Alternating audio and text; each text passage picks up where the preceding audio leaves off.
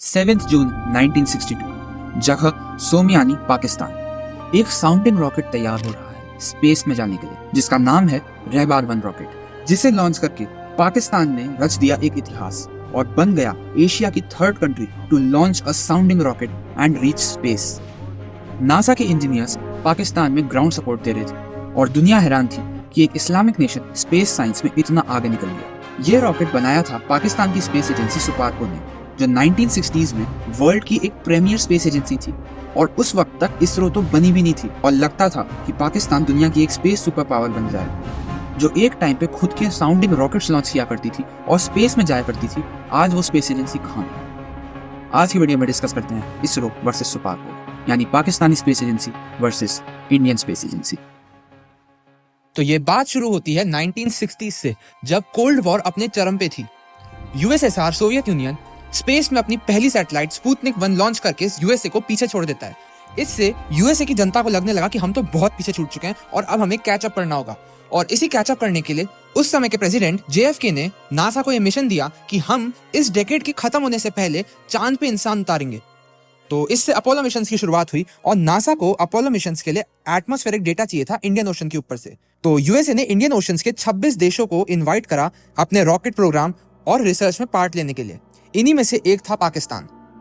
USA के इसी initiative से पाकिस्तान के Nobel prize winning scientist doctor Abdul Salam 1961 में सुपारको की स्थापना करते हैं और सिर्फ एक ही साल बाद पाकिस्तानी रहबार-1 रॉकेट अपर एटमॉस्फेयर को चीरते हुए स्पेस में जाता है।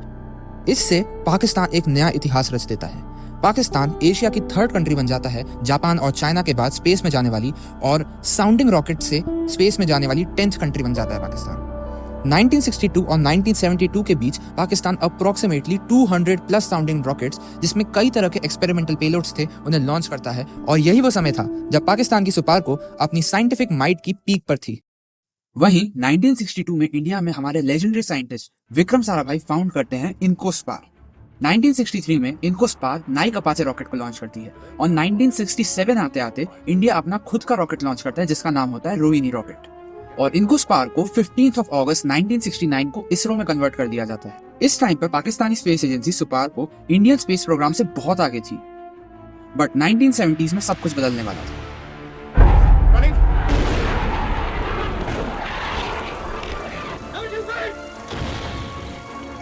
पाकिस्तान में पॉलिटिकल इंस्टेबिलिटी चरम पे थी, जिस वजह से साइंस एंड टेक्नोलॉजी पर फोकस बहुत कम कर दिया गया। फिर 1971 की वॉर के बाद हमने उनके हाथ काट दिए, ईस्ट पाकिस्तान अलग हो गया और बांग्लादेश बन गई। देन 1977 में जिया उल हक पाकिस्तान का मिलिट्री डिक्टेटर बन जाता है, जिससे सुपारको में हैवी बजट कट्स किए जाते हैं।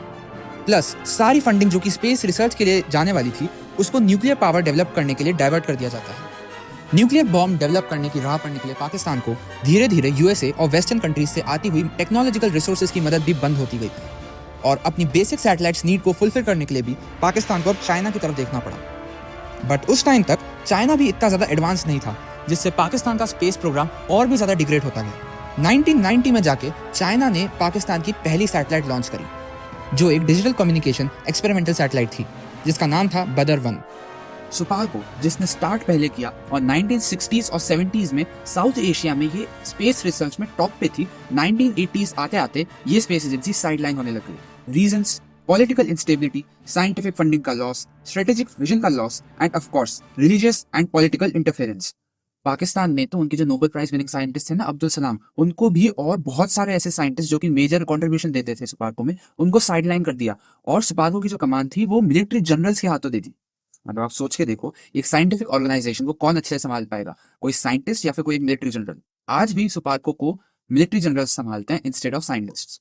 वही इंडिया में 1969 में इसरो की स्थापना के बाद स्पेस प्रोग्राम को पॉलिटिकल सपोर्ट और विक्रम साराभाई जैसा लेजेंडरी लीडर मिलता है और 1975 आते आते भारत अपनी पहली सैटेलाइट आर्यभट्ट को रशियन रॉकेट के जरिए स्पेस में लॉन्च करता है, पाकिस्तान से 15 साल पहले। बट इसरो का एम सिर्फ सैटेलाइट बनाना ही नहीं था, बल्कि खुद के लॉन्च व्हीकल्स डेवलप करना था, जिससे भारत अपनी खुद की सैटेलाइट्स अपने दम पे लॉन्च कर सके। इसरो ने अपनी स्थापना के मात्र 10 साल बाद अपना पहला ऑर्बिटल लॉन्च व्हीकल टेस्ट किया, जिसका नाम था SLV, सैटेलाइट लॉन्च व्हीकल। और SLV मिशन की जो लीडरशिप कर रहे थे वो हमारे legendary scientist APJ Abdul Kalam जी कर रहे थे और उन्हीं की लीडरशिप में इस SLV रॉकेट को आगे बढ़ाया गया। बट अनफॉर्चुनेटली इसका जो फर्स्ट लॉन्च था 1979 में, वो अनसक्सेसफुल रहा और ये जो रॉकेट था वो ऑर्बिट में सैटेलाइट को नहीं पहुंचा पाया। लेकिन इस अनसक्सेसफुल टेस्ट के मात्र 1 साल बाद एसएलवी जो है वो सक्सेसफुली ऑर्बिट में एक सैटेलाइट को पहुंचा देता है और इंडिया बन जाता है 7th country to have its own orbital launch capabilities. SLV को ही इवॉल्व करके इसरो ने 1980s में एएसएलवी रॉकेट को डेवलप किया। ये भी मतलब एसएलवी जैसा रॉकेट था, बस साइड में इसके बूस्टर लगा दिए गए थे। बट अनफॉर्चुनेटली एएसएलवी जो था इतना ज्यादा सक्सेसफुल नहीं हो पाया क्योंकि 4 में से इसका सिर्फ एक ही मिशन कंप्लीटली सक्सेसफुल रहा। बट ये जो एसएलवी और एएसएलवी थे ये स्मॉल सैटेलाइट लॉन्च व्हीकल्स थे। इसरो थोड़ी बड़ी प्लानिंग कर रहा था। इसरो प्लान कर रहा था एक मीडियम लिफ्ट लॉन्च व्हीकल जो बड़ी सैटेलाइट्स को लोअर ऑर्बिट तक पहुंचा सके। और 1990s में इसरो बहुत बड़ा बम फोड़ने वाला था। इसरो बनाता है पोलर सैटेलाइट लॉन्च व्हीकल यानी पीएसएलवी, जो आज भी इतना सक्सेसफुल है कि इसरो का मेन वर्क हॉर्स है। भारत की ज्यादातर सैटेलाइट्स जो हैं वो इसी रॉकेट से लॉन्च होती हैं, चाहे मिलिट्री सैटेलाइट्स हो, कम्युनिकेशन सैटेलाइट्स हो, रिमोट सेंसिंग सैटेलाइट्स हो या फिर इवन कमर्शियल पेलोड्स हो, सब कुछ पीएसएलवी से ही लॉन्च किए जाते हैं। जहां भारत स्पेस में सेल्फ डिपेंडेंट बन रहा था, अपनी सैटेलाइट रिक्वायरमेंट्स खुद पूरी कर रहा था, वहीं हमारा पड़ोसी देश पाकिस्तान 100% चाइना पर डिपेंडेंट हो रहा था। मतलब पाकिस्तान जो अपनी छोटी सैटेलाइट्स होती है ना वो भी चाइना से ही लॉन्च करवाता था। 15 साल बाद 1990s में पाकिस्तान अपनी पहली सैटेलाइट लॉन्च करता है बदरमन, जो कि एक चाइनीज रॉकेट पे लॉन्च करता है। इसके बाद जो पाकिस्तान की सेकंड सैटेलाइट होती है ना वो 2001 में लॉन्च होती है, 11 साल बाद, वो भी चाइनीज रॉकेट पे। इसरो का मेन फोकस अभी तक था साइंस फॉर सोसाइटी, स्पेस को इस तरह यूज करना जिससे सोसाइटी का भला हो सके, चाहे टीवी और मोबाइल सिग्नल्स देना हो, या फिर किसानों और मछुआरों को वेदर डेटा देना हो, या फिर डिजास्टर मैनेजमेंट और डिफेंस में हेल्प करना हो। इसरो ने अभी तक जितने भी काम किए वो सोसाइटी के लिए किए, बट अब इसरो सितारों के सपने देख रहा था। 2008 में इसरो लॉन्च करता है चंद्रयान-1 मिशन, जो कि चांद पे एशिया का सेकंड मिशन होता है चाइना के बाद। और इनफैक्ट चंद्रयान-1 से ही भारत ने चांद पे पानी की डिस्कवरी करी थी। चंद्रयान-1 में एक ऑर्बिटर ही नहीं था, मतलब नॉर्मली लोग सोचते हैं कि चंद्रयान-1 में सिर्फ एक ऑर्बिटर था, लेकिन इसमें एक और बहुत ही इंपॉर्टेंट प्रोब था जो कि था MIP, मून इम्पैक्ट प्रोब। यही वो प्रोब था जिसने चांद पे पानी को ढूंढा था। ये प्रोब क्या करता है कि मून का जो सरफेस होता है ना उस पर हार्ड लैंडिंग करता है। हार्ड लैंडिंग से मून का जो इजेक्टा होता है ना वो स्पेस में रिलीज होता है, और वो जो इजेक्टा रिलीज होता है ना उसको ऑर्बिटर ऑर्बिट से ही स्टडी कर लेता है। लैंड करने की जरूरत ही नहीं मिट्टी को एनालाइज करने के लिए, वो ऑर्बिट से ही मिट्टी को एनालाइज कर लेता है। तो ये काफी क्रिएटिव सोल्यूशन था इसरो का उस जमाने में। इसके बाद 2013 में legendary mission Mars orbiter mission MOM, जिसे हम लोग मंगलयान के नाम से जानते हैं, वो PSLV से लॉन्च होता है। हालांकि ये सिर्फ एक टेक्नोलॉजी डेमोन्स्ट्रेशन मिशन था, लेकिन ये मिशन पूरी दुनिया को दिखा देता है कि भारत कोई ऐसी वैसी स्पेस एजेंसी नहीं बल्कि वर्ल्ड की टॉप स्पेस एजेंसीज में आती है। मंगलयान मिशन मार्स पे जाने वाला एशिया का पहला मिशन बनता है और पहले ही अटेम्प्ट में मार्स पे पहुंचने वाला पहला अटेम्प्ट बनता है। इसका जो बजट था वो $74 मिलियन था, यानी 800 करोड़। किसी हॉलीवुड मूवी से बहुत कम, जैसे ग्रेविटी और इंटरस्टेलर मूवीज होती है वो बहुत ज्यादा बजट में बनती है। हॉलीवुड मूवीज से कम के बजट पे इंडिया मंगल पे पहुंच गया। ये सभी मिशंस पीएसएलवी से लॉन्च किए जाते थे, बट पीएसएलवी एक छोटा रॉकेट था, मतलब मीडियम लिफ्ट लॉन्च व्हीकल था, बट उसकी इतनी ज्यादा हैवी कैपेबिलिटीज नहीं थी कि हैवी पेलोड्स को लो अर्थ ऑर्बिट के बाहर भेज पाए। बट इसरो साथ ही डेवलप कर रहा था GSLV Mark II और LVM-3 जैसे heavy lift launch vehicles. Then 2019 में LVM-3 से चंद्रयान-2 लॉन्च होता है, जिसका ऑर्बिटर तो एकदम सक्सेसफुल था, लेकिन अनफॉर्चुनेटली उसका जो लैंडर और रोवर होता है वो मून के साउथ पोल पे क्रैश हो जाता है। बट ये मिशन को बिल्कुल भी फेल समझने की कोशिश मत कीजिएगा। चंद्रयान-2 का जो ऑर्बिटर था ना उस पे जो कैमरा है, चांद पे सबसे ज्यादा हाई क्वालिटी कैमरा है वो आज भी। वेल, अब एक फनी चीज दिखाता हूँ। भारत में जब सब इसरो के साथ खड़े थे तब कुछ पाकिस्तानी मिनिस्टर जैसे फवाद चौधरी हमारा मजाक बना रहे थे। ये वीडियो देखिए। हमारा ministry of science and technology में हमारा एक पॉइंट ऑफ व्यू है। हमारा पॉइंट ऑफ व्यू ये है कि आप इतने पापड़ नहीं बेलने की ज़रूरत। चांद जो है वो नज़र आ जाता है, एग्जैक्टली उसकी लोकेशन पता होती है, ये पता होता है कब उसकी बर्थ हो रही है, किस टेरिटरी में उसका क्या अल्टीट्यूड होगा, एग्जैक्टली पता होता है। या कसम से पाकिस्तानियों की सिचुएशन देख के कसम से कभी कभी तो हंसी आ जाती है, और इनकी सिचुएशन देख के अब क्या ही बोला जाए। खैर एनीवेज, चंद्रयान-2 के ही 4 साल बाद इसरो लॉन्च करता है 2023 में चंद्रयान-3 मिशन, जो कि सक्सेसफुली विक्रम लैंडर को चांद के साउथ पोल पे लैंड करवाता है, जिससे इंडिया चांद पे सॉफ्ट लैंड करने वाली चौथी कंट्री बन जाती है और चांद के साउथ पोल पे लैंड करने वाली पहली कंट्री बन जाती है। इस पे एक रोवर भी था जिसका नाम था प्रज्ञान रोवर, जो कि चांद पे करीब 100 मीटर तक घूमता है विक्रम लैंडर के आसपास। ये भाई साहब बहुत ही ज्यादा लेजेंडरी मिशन था। मतलब यार आप सोच के देखो, हमारे देश ने चांद पे गाड़ी चलाई हुई है, मतलब गाड़ी नहीं रोवर चलाया, बट फिर भी यार मतलब सोच के मतलब मजा ही आ जाता है। इसके बाद इसरो आदित्य L1, जो कि सन को स्टडी करने का मिशन है, उसको L1 पॉइंट पे स्थापित करता है और एक्सपोसैट जैसे एक्सरे पोलैरिमेट्रिक सैटेलाइट्स को भी लॉन्च करता है। वेल, अब आप पूछोगे कि इसी बीच पाकिस्तानी स्पेस एजेंसी कहाँ गई, इसरो का मजाक बनाने के अलावा वो कहाँ गई। वेल, तो मैं बताऊं आपको कि पाकिस्तानी स्पेस एजेंसी का भी एक ओन मिशन है, जिसको ये लोग कहते हैं ICubeSat। But the catch is, ये पाकिस्तान ने लॉन्च नहीं करी। इनफैक्ट इस सैटेलाइट को तो इंडिपेंडेंटली पाकिस्तान ने बनाया भी नहीं है। बस झंडा है उनका इसकी। तो चैंगी 6 मिशन के अंतर्गत इस सैटेलाइट को उनके रॉकेट पे रख दिया गया। मतलब लिटरली एक क्यूब सैट है मात्र 10 किलो की।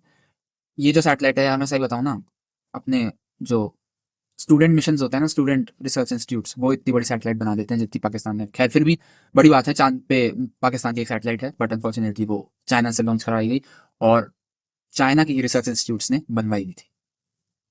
बट अनफॉर्चुनेटली पाकिस्तान का कोई भी long term space exploration plan नहीं है। इनके लॉन्ग टर्म स्पेस प्लान्स में भी 2040 तक बस 6 रिमोट सेंसिंग सैटेलाइट लॉन्च करने का प्लान है।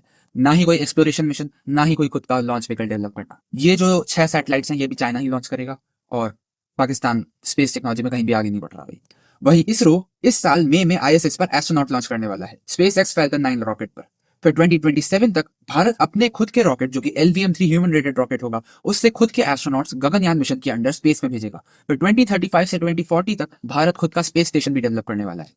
और द नेक्स्ट लेवल मिशन जो है इसरो का, जो कि मेरा पर्सनल फेवरेट है, वो होगा चंद्रयान 4, जो कि अगले 2-3 साल पे मून पे लैंड करेगा और वहां की मिट्टी को उठा के वापस अर्थ पे लैंड करेगा, जो कि बहुत लेजेंडरी मिशन होने वाला है। फिर इसरो वीनस पर एक ऑर्बिटर भी भेजने वाला है और मार्स पे एक लैंडर और रोवर भी प्लान कर रहा है। यही नहीं, चंद्रयान 4 के बाद इसरो जापान के कोलैबोरेशन में एक और मिशन प्लान कर रहा है जिसको कहते हैं लूपेक्स मिशन। लूपेक्स मिशन जो है वो इन सूटो एनालिसिस करेगा मून की सॉइल का साउथ पोल पे। मोरोवर, इंडिया में सिर्फ इसरो और गवर्नमेंट ऑर्गेनाइजेशंस ही नहीं, space startups like Skyroot and Bellatrix Aerospace भी अपने खुद के लॉन्च व्हीकल्स डेवलप कर रहे हैं और पिक्सल जैसे स्टार्टअप्स अपनी खुद की सैटेलाइट्स लॉन्च कर रहे हैं। मतलब यहाँ का जो स्टार्टअप इकोसिस्टम है हमारे देश का, वो भी खुद के रॉकेट्स और सैटेलाइट्स डेवलप कर पा रहा है, जो कि मतलब पाकिस्तान को चाइना की हेल्प लेनी पड़ रही है जो काम करवाने के लिए भी, वो हमारे यहाँ के स्टार्टअप्स कर रहे हैं। अंततः मैं यही कहूंगा कि पाकिस्तानी स्पेस सेक्टर और इंडियन स्पेस सेक्टर में कोई कंपैरिजन नहीं है। भारत ने अपनी कंट्री की साइंटिफिक इंस्टीट्यूशन को सपोर्ट करा और अपने बूते पर आज मंगल पे पहुंच गया है।